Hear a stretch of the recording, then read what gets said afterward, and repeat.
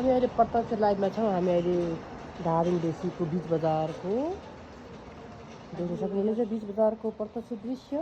र यहाँ के गर्दै हुनुहुन्छ हाम्रो मम्मी? के सुप खाँदै हुनुहुन्छ हजुर? हजुर म भर्खर सुप खाएन। ए हेत्री हाम्रो दिदी हुनुहुन्छ, सुति उठिसक्नु भएछ।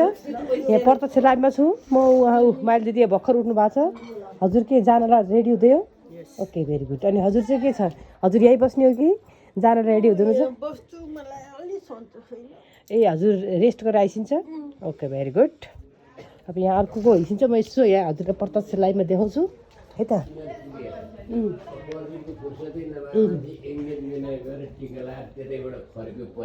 सरप्राइज भयो। यता चाहिँ हाम्रो बुवा हुनुहुन्छ। बुवा के गर्दै होइसिन्छ?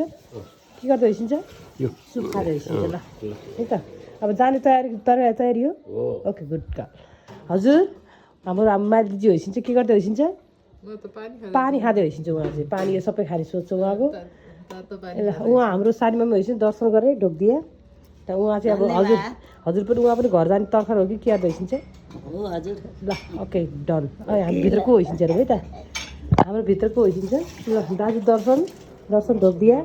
ए हाम्रो दाजु के गर्दै होइसिन्छ? चिया बनाउनु लाइसिन्छ। Black tea. Okay okay very good.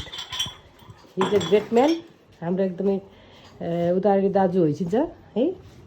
कहाँ उदार दाजुको बाबु खोइ कता जानु? म भिडियो नखिचेर भएन है मलाई चाहिँ। खोइ बाबु खोइ सानो खोइ छोरा खोइ दाइको छोरा खोइ गएर